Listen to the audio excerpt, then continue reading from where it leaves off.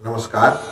मेरे इस वीडियो में मैं आपको राहु के बारे में A to Z सभी जानकारी देना चाह रहा हूँ, जिससे कि जो वर्तमान समय में राहु का इतना प्रभाव चल रहा है उससे आप भयभीत ना हो।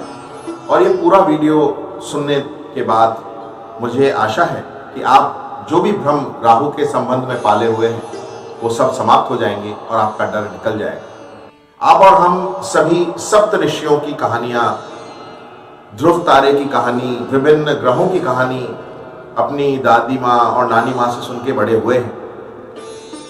तो मैं आपको बताऊं कि जो राहु की उत्पत्ति है वो भी इधर से ही हुई है।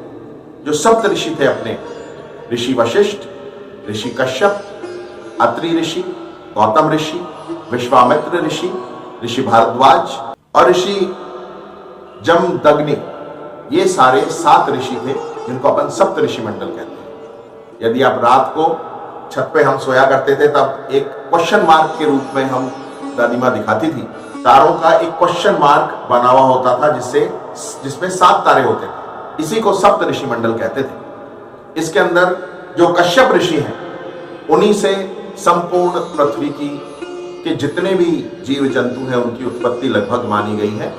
इनका विवाह जो दक्ष प्रजापति हैं उनकी 13 पुत्रियों से हुआ पहले एक साथ, और उसके बाद 4 और पुत्रों का विवाह भी इन्हीं से हो गया। तो कुल मिला के 17 इनकी धर्मपत्नियां थी। इन्हीं से जो देवता है, दानव है, यक्ष, किन्नर, मानव, सभी की उत्पत्ति, सर्प हो, पेड़ पौधे हो, सबकी उत्पत्ति इनसे मानी। तो उनकी जो धर्मपत्नी थी कश्यप ऋषि की धनु, उनसे दानवराज विप्रचित्ति का जन्म हुआ। और जब विप्रचित्ति दानवों के राजा बने तब उनका विवाह हुआ एक बहुत ही भयावह राक्षसी जिसका नाम था असूया, या फिर सिंहिका के नाम से भी उनको जाना जाता है। उनसे विवाह हुआ और इनसे जो पुत्र पैदा हुआ वो था राहु। इनके 101 पुत्र थे जिसमें से राहु सबसे बड़े थे, और इसके अतिरिक्त जितने भी 100 अन्य पुत्र जो हैं उनको केतु का स्वरूप माना जाता है। राहु जो है ये मुकुट धारण किए हुए, गले में माला धारण किए हुए, काले वस्त्र में देखे जाते हैं और नीला और काला रंग इन्हें जो है बहुत पसंद आता है। इसके अतिरिक्त आप देखेंगे कि ये चतुर्भुजाधारी है। जैसे भगवान विष्णु के 4 भुजाएं हैं उसी प्रकार 4 हाथ इनके भी हैं। एक हाथ के अंदर तलवार, दूसरे में ढाल, तीसरे में त्रिशूल और चौथे में वर मुद्रा है, वरदान देने वाले। तो जो राहु है इनकी धर्मपत्नी कराली है। इनके जो देवता माने गए हैं उनको सरस्वती माना गया। क्यों? ये बहुत ही ज्यादा तीक्ष्ण बुद्धि थे, बहुत ही तेज बुद्धि थी, चेहरे से बहुत कुरूप, बहुत ही डरावने भयावह है, किंतु जो इनके बुद्धि है वो बहुत ही तेज है। और अपनी वाक चातुर्य से, अपनी वाणी से ये किसी को भी अपने अनुसार काम करने के लिए मजबूर कर देते हैं। इसलिए जब भी राहु की दशा आती है, 18 वर्ष की होती है ये, और जब अंतर दशा में आते हैं तो 18 महीनों के लिए आते हैं। तो जब ये आते हैं तो आदमी वही करता है जो राहु चाहता है। कोई भी कितना भी उनको गाइड करे, माता कहें, पिता कहें, धर्मपत्नी कहें, गर्लफ्रेंड कहें, मित्र कहें, कोई भी उनको समझाए, किंतु करेंगे वो वही जो उनको सही लगेगा, जो उनसे राहु कराना चाहेगा, और वो हमेशा ही उनके हानि का कार्य होता है। क्योंकि जो राहु है वो मति हर लेते हैं। व्यक्ति अपने आप को चौराहे पे खड़ा हुआ समझता है, उसको समझ नहीं आता कौन सी ओर जाना है, क्या डिसीजन लेना है, कब लेना है। ये विच्छेदात्मक ग्रह हैं, विच्छेद करा देते हैं। धर्मपत्नी से आपकी लड़ाई करवा देंगे, माँ पिताजी से बैर करवा देंगे, ठीक है। नौकरी में आपके जो गुरु हैं या आपके जो बॉस हैं उनसे आपका झगड़ा करवा देंगे। ये सारी जो प्रवृत्तियां हैं, अशांति दिमाग में रहना, चिड़चिड़ापन होना, ये सारी बातें राहु। इसके अलावा जो इनके अधिदेवता हैं वो काल है, और प्रत्यधि देवता जो है वो सूर्य है। इसलिए इनका दूसरा नाम स्वर भानु भी है। और जैसा कि आप जानते हैं कि पुराने समय में जितने भी वंश चला करते थे वो माता के नाम से चला करते थे, यानी कि बेटों को माता के नाम से जाना जाता था। आज के समय में अपन पिता के नाम से जानते हैं। आज भी साउथ के अंदर आप देख लीजिए कुछ जगहों पे, और बंगाल के अंदर भी आप देख लीजिए कुछ जगहों के ऊपर माता के नाम से वंश चलता है। वैसे ही उस समय ऐसा था माता के नाम से चला करता था। तो जो इनकी माता सिंहिका थी, उनके नाम से इनका नाम पड़ा सिंहिकेय। सिंहिकेय के नाम से भी ये जाने जाते हैं। और इनका जो वाहन है वो भी सिंह है। इसके अतिरिक्त जो काले रंग का कुत्ता है और नीले रंग का कुत्ता है, उसको भी इनका वाहन माना गया है। एक रथ जिसे 8 काले कुत्ते खींच रहे हैं, वो इनका वाहन माना गया है। और पद्म पुराण में 8 बलिष्ठ काले घोड़े जिन्होंने कवच पहन रखा है और एक रथ को खींच रहे हैं, उस रथ के ऊपर राहु सवार है, ये माना गया है। इसके अलावा जो चील है उसका वो माने गए हैं वाहन केतु के। और जो केतु की जो धर्मपत्नी है उनका नाम है चित्रलेखा। ठीक है। और राहु की पत्नी मैंने आपको बताया कि कराली है। इसके अलावा इनको असुर माना गया है। और सबसे बड़ी बात क्या है कि जो राहु और केतु है ये छाया ग्रह है। किसकी छाया? राहु तो है शनि की छाया, यानी कि जिस घर में राहु आएंगे वो शनि के समान ही फल देने लग जाए। यदि आप अपने नौकर को अच्छी तरह ट्रीट नहीं कर रहे हैं, उनको डांटते हैं, समय पे भोजन नहीं देते हैं, समय पे तनख्वाह नहीं देते हैं, उनकी तनख्वाह बात बात पे काट लेते हैं, या फिर रास्ते चलते में आप किसी कोड़ी को परेशान करते हैं, भिखारी को परेशान करते हैं, तो शनि आपको जरूर आपसे नाराज हो जाएंगे। इसी प्रकार यदि आप डिसिप्लिन में नहीं रहते हैं, घर में अपने जूते चप्पल सही स्थान पे नहीं रखते हैं, अपने माता पिता से ढंग से बात नहीं करते हैं, घर में सफाई नहीं रखते हैं, तो राहु भी आपसे नाराज हो जाएंगे और वो आपका जो भी ये गलत कार्य है इसके लिए आपको फल जरूर देंगे। अब जो केतु है इनको भी छाया माना गया। किसकी छाया? मंगल की। तो मंगल के समान ही अचानक कोई एक्सीडेंट हो जाना, अचानक चोट चपेट लग जाना, और मंगल के समान ही जो ऊर्जा है वो भी केतु में मानी है। और जो राहु है वो तो एकदम विस्फोटक ग्रह माने जाते हैं। जिस स्थान पे बैठते हैं उस स्थान का जो बल है वो कई गुना बढ़ा देते हैं, कई गुना घटा देते हैं। ये राजा को रंक बना देते हैं, रंक को राजा बना देते हैं। जितने भी प्रधानमंत्री बनते हैं वो इन्हीं की दशा में बनते हैं। चाहे आप नरेंद्र मोदी जी की कुंडली देख लीजिए, जवाहरलाल नेहरू जी की कुंडली देख लीजिए, हिटलर की कुंडली देख लीजिए, राहु की दशा आई तभी वह इतने ऊंचे मुकाम के ऊपर पहुंचे। तो ऐसा नहीं कि राहु हमेशा ही खराब होते हैं। यदि राहु तीसरे, छठे और 11वें घर में बैठे हुए हैं तो ये आपको अच्छा फल देगा। इसके अतिरिक्त यदि ये मिथुन, कन्या, वृषभ राशि के अंदर तो भी ये आपको अच्छा फल देंगे। और यहां तक मैं कहूंगा कि आपको बिल्कुल पैसे के अंदर तोल देंगे, इतना पैसा देते हैं। तब आदमी की मति भ्रम हो जाती है, वो गलत कामों में पड़ जाता है, शराब पीने लग जाएगा, मांस खाने लग जाएगा। जैसे ही ज्यादा पैसा आता है, और ये खूब पैसा देते हैं, उसके बाद फिर जो आपने गलती की उसके अंदर आपको सजा मिलेगी। छठा और 8वां जो साल होता है, इनके 18 वर्ष की दशा आती है, इसमें छठा वर्ष और 8वां वर्ष ये बहुत ही पीड़ादायक वर्ष होता है। कोर्ट कचहरी के चक्कर हो जाना, थाने के चक्कर लगवाना, बेकार का झगड़ा करवा देना, पति पत्नी में मनमुटाव करवा देना, तलाक करवा देना, पिता आपको घर से निकाल दे, ये सारी चीजें, नौकरी आपकी छूट जाए, स्थान परिवर्तन हो जाए, ऐसे जगह पे आपको काम करना पड़े जहां पे आप बहुत दुखी हैं फिर भी काम करना पड़ रहा है, ये सारे जो लक्षण हैं ये राहु आपको देता है। अब अपनी कुंडली के अंदर 9 ग्रह माने गए, लेकिन क्या वाकई में 9 ही है? सिर्फ 5 ग्रह हैं। कौन कौन से? बुध, बृहस्पति, शुक्र, मंगल और शनि। इसके अलावा सूर्य को भी ग्रह मान रहे हैं, लेकिन वो क्या है? तारा है। चंद्रमा सैटेलाइट है। इन दोनों को अपन ने ग्रह माना है, लेकिन असलियत में ये तारा है एक तो, और एक सैटेलाइट है। और इसके अलावा जो 2 है राहु और केतु, ये तो ना तारा है, ना सैटेलाइट है, ना ग्रह है, ये तो मात्र छाया है, एक पॉइंट है, पॉइंट। यदि आप खगोल के हिसाब से, ज्योग्राफी के हिसाब से देखते हैं तो आप पाएंगे कि जो अपनी पृथ्वी है ये अपनी एक्सिस पे रोटेट करती है, घूमती है। इसके अतिरिक्त पूरे सूर्य के चारों तरफ चक्कर लगाती है, इसका एक अपना पाथ है। ऐसे ही चंद्रमा भी अपनी एक्सिस पे घूमता है और पृथ्वी के चारों तरफ चक्कर लगाता है। जब ये दोनों पाथ एक दूसरे को काटते हैं जिस जगह के ऊपर, वो जगह है राहु और केतु। नॉर्दर्न जो पॉइंट है वो तो हो जाता है राहु, और जो सदर्न पॉइंट है वो हो जाता है केतु। जैसा कि आप जानते हैं, जब सागर मंथन हुआ उस समय बहुत सारे रत्न निकले, जिनमें से एक रत्न था अमृत। जब धन्वंतरी जी अमृत का घड़ा लेके प्रकट हुए, उस समय जो राहु है, स्वर भानु जिसका दूसरा नाम है, वो ही था जो उस घड़े को लेके भाग गया।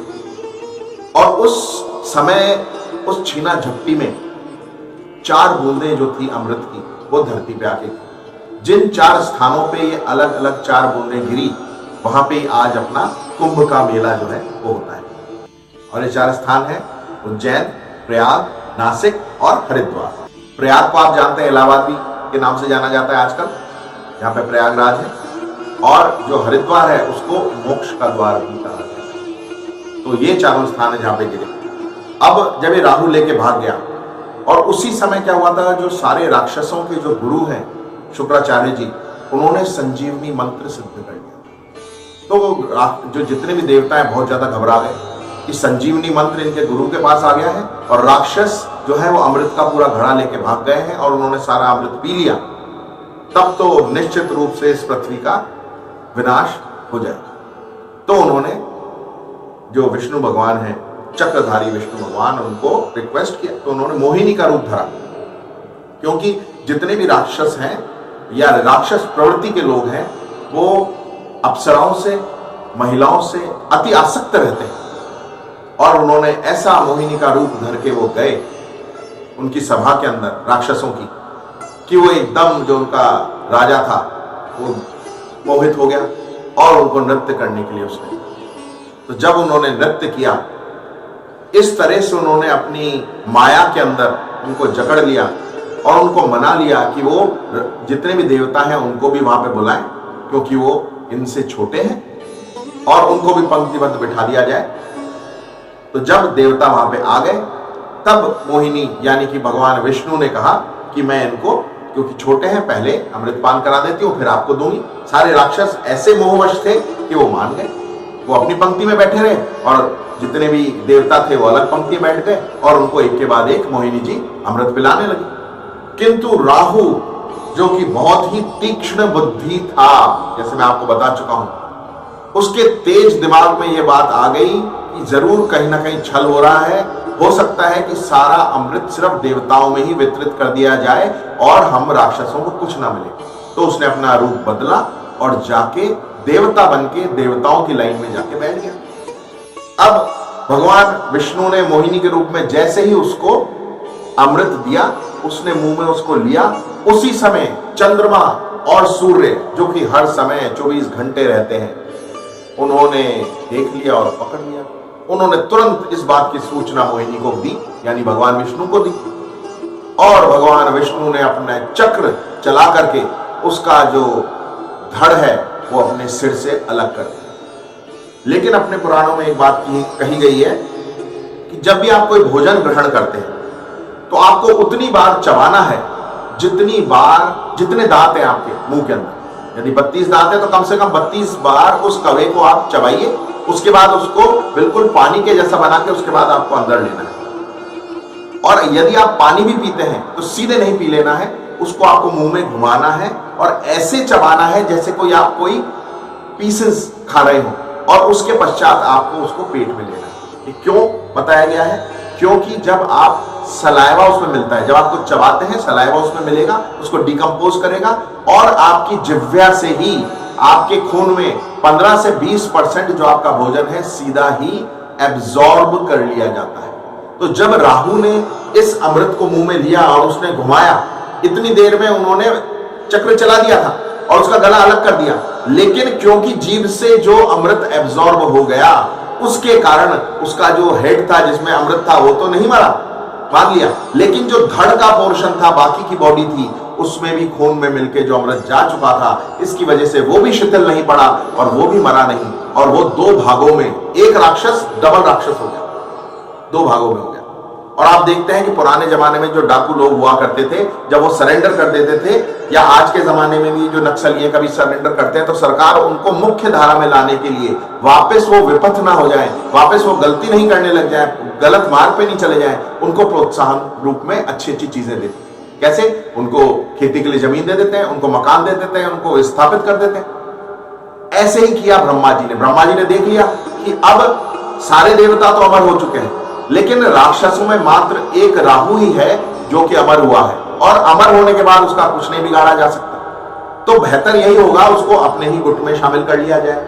कैसे शामिल करें? तो उसको भी देवता की पदवी दे दी और ग्रह की संज्ञा दे दी। तो जो अपनी पद्म पुराण है उसमें लिखा हुआ है कि ब्रह्मा जी की सभा में राहु को बैठने का हक है, और सिर्फ राहु को एक ग्रह नहीं बनाया, 2 ग्रह बना दिए। राहु हेड का पोर्शन और केतु धड़ का पोर्शन। इतना सम्मान देने के बावजूद भी जो राहु की प्रवृत्ति थी वो नहीं बदली, क्योंकि सूर्य और चंद्र ने उसके बारे में बताया था भगवान विष्णु को, जिससे उसका गला कटा था। वो उनसे बहुत ज्यादा नफरत रखता है, और इसीलिए हर वर्ष सूर्य ग्रहण और चंद्र ग्रहण होते हैं, जिसमें ये माना जाता है कि जो राहु है वो सूर्य का ग्रास करता है, उसका ग्रहण करता है, और जो केतु है वो चंद्रमा का ग्रहण करता है। ठीक है। अब एक सबसे इंपॉर्टेंट बात, जो 9 ग्रहों के बारे में मैंने आपको बताया था, असलियत में 5 होते हैं, बाकी 4 ये हैं, इनको मिला के 9 ग्रह होते हैं। तो ये जो 2 छाया ग्रह हैं राहु और केतु, ये हमेशा ही उल्टे चलते हैं, यानी कि वक्री चलते हैं। तो दिखेंगे तो आगे की तरफ देखेंगे, नजर इनकी रहेगी आगे, चलेंगे पीछे। मतलब यदि राहु आपका लग्न भाव के अंदर है तो ये लग्न से और जो कोई ग्रह है फर्स्ट हाउस से सेकंड हाउस में जाएगा, सेकंड हाउस से थर्ड हाउस में जाएगा। लेकिन राहु ऐसे नहीं, फर्स्ट हाउस से 12 में जाएंगे, 12 से 11 में जाएंगे, 11 से 10 में जाएंगे, उल्टे चलते हैं। तो मात्र ये 2 ग्रह ऐसे हैं जो सदैव उल्टे चलते हैं, और 2 ग्रह अपने ऐसे हैं जो सदैव सीधे चलते हैं, कभी वक्रीय नहीं होते, कभी भी। वो है चंद्रमा और सूर्य। ये हमेशा अपनी जो धुरी है उसको नहीं छोड़ते, क्योंकि चंद्रमा और सूर्य ने अपनी धुरी छोड़ दी तो संसार ही खत्म हो जाएगा, ये माना जाता है। इसलिए कुंडली के अंदर ये कभी वक्री नहीं माने जाएंगे, लेकिन राहु केतु हमेशा वक्री चलेंगे। बाकी जो 5 ग्रह हैं कभी वक्री भी हो सकते हैं, कभी सीधे भी चल सकते हैं।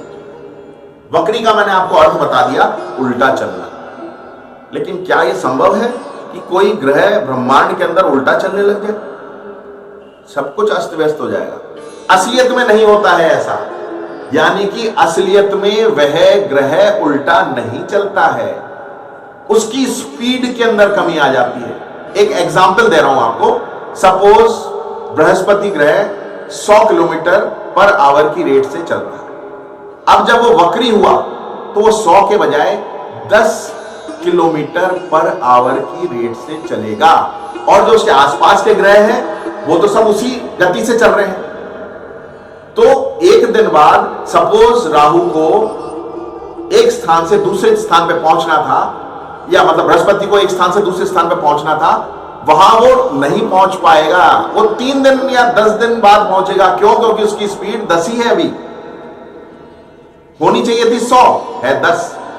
तो जब भी कोई जो ग्रह है वो वक्री चलता है, उसका मतलब है उसकी स्पीड कम हो जाती है, तो हमें आभास होता है कि वो वक्री चल रहा है या फिर उल्टा चल रहा है। औरों के कंपैरिजन में असलियत में वो उल्टा नहीं चल रहा है, उसकी स्पीड धीमी हो गई है, उसकी स्पीड कम हो गई। एक दूसरी सबसे इंपॉर्टेंट बात, जो राहु ग्रह है या कोई भी ग्रह हो, उनको जो अपन नापते हैं वो 30 होता है मैक्सिमम, उनका जो अंश है वो 30 का होता है। ठीक है। बाल अवस्था मानी जाती है, युवा अवस्था मानी जाती है, वृद्धावस्था मानी जाती है, मृत माना जाता है। ठीक है। 0 से लेकर 30 के बीच। तो जितने भी ग्रह हैं वो 0 के बाद 1 2 3 4 5 ऐसे करके आगे की तरफ चलते हैं। लेकिन जो राहु है, जब वो किसी भी राशि में आते हैं तो 30 से एंटर करते हैं। 30 उल्टे चल रहे हैं ना ये, तो 30 से तो एंटर करेंगे, 29 28 23, और जब मृत हो जाएंगे यानी 0 में पहुंचेंगे 18 महीने बाद, तब दूसरी राशि में एंटर करेंगे, दूसरी राशि में वापस 30 से एंटर करेंगे, फिर 0 होंगे, फिर उसके अगली राशि के अंदर फिर वापस से 30 से एंटर करेंगे। ये इस तरह से उल्टा चलते हैं।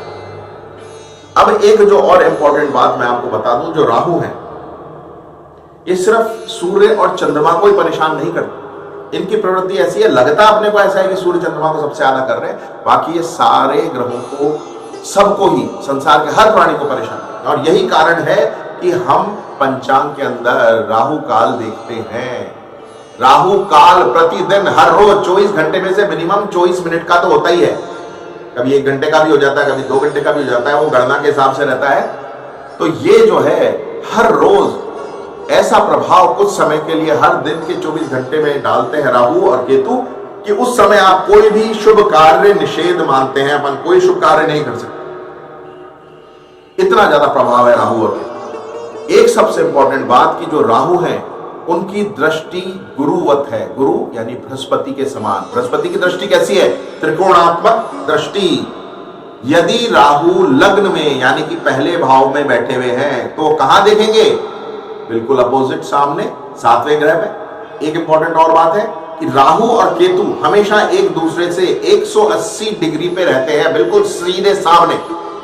यदि राहु लग्न में है तो बिल्कुल उनके सामने केतु होंगे 7वें घर में। यदि 7वें घर में राहु है तो बिल्कुल उनके सामने पहले घर में केतु होंगे। 5वें घर में राहु है तो 11वें घर में केतु होंगे, बिल्कुल सामने रहते हैं 180 डिग्री के ऊपर, 7वें स्थान के ऊपर। अपन एक उदाहरण लेते हैं।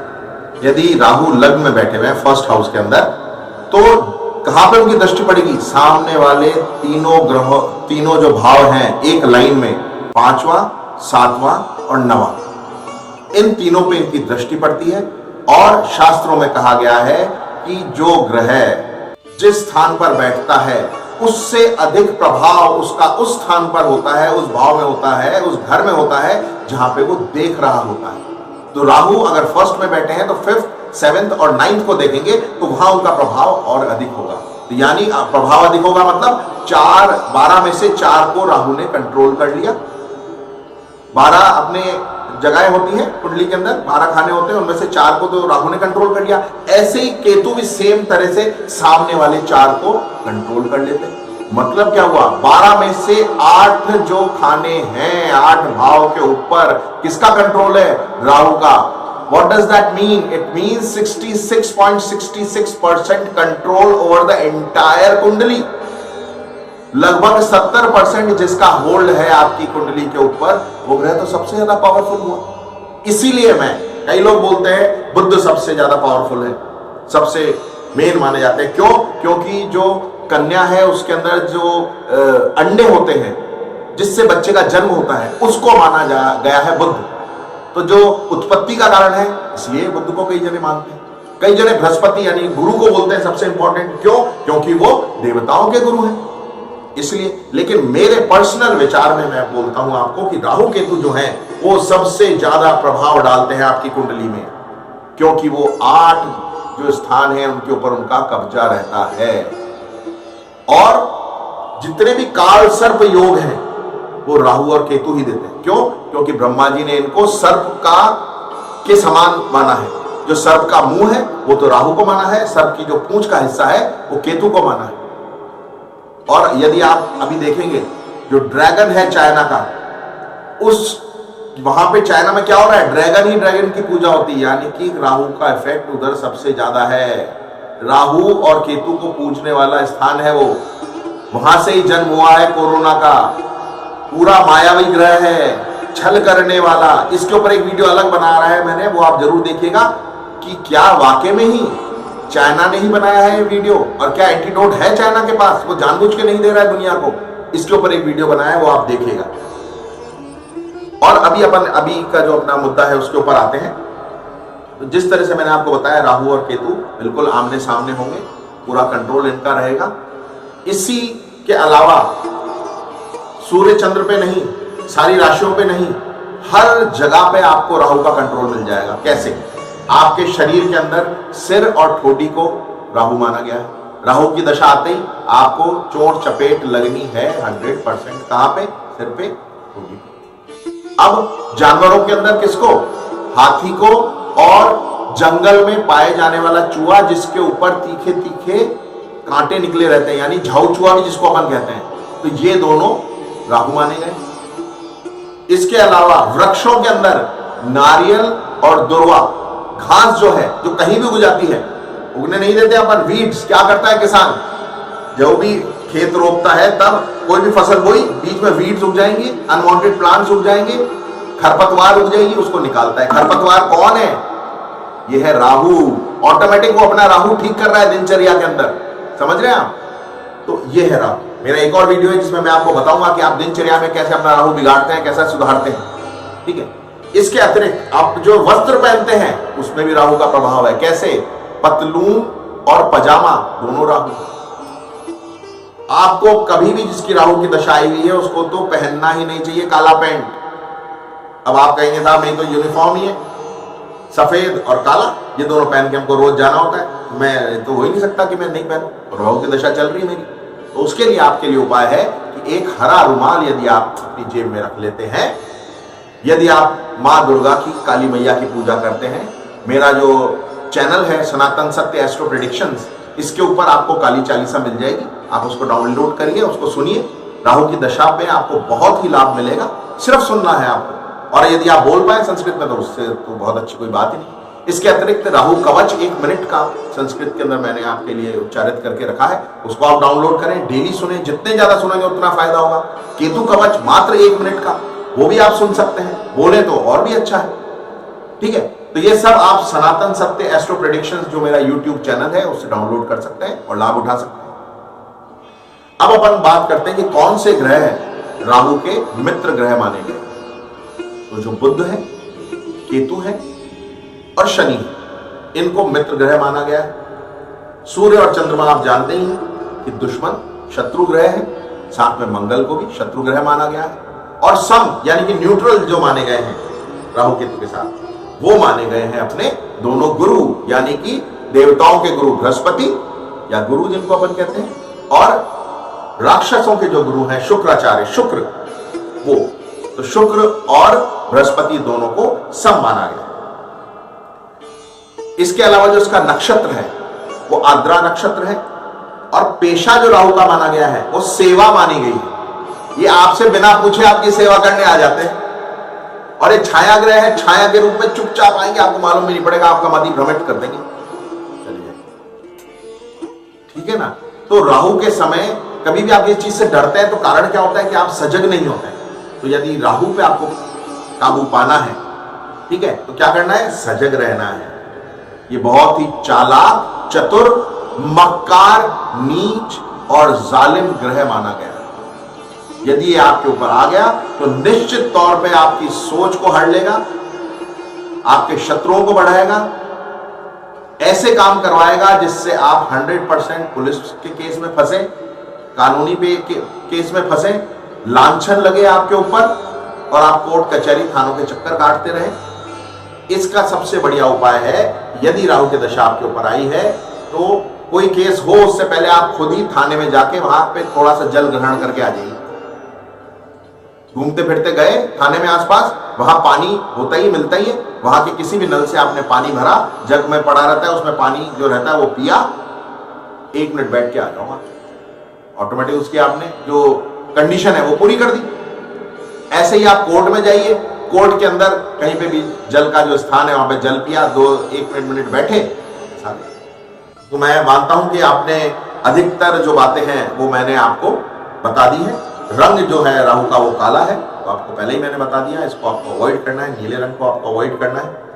और राहु कैसे आपको और बेहतर कर सकता है आपके जीवन को, वो मैं आपको अगले वीडियो के अंदर बताऊंगा। इस वीडियो में राहु के बारे में A to Z जानकारी लगभग मैंने आपको दे दी है। आपने मुझे सुना, धन्यवाद।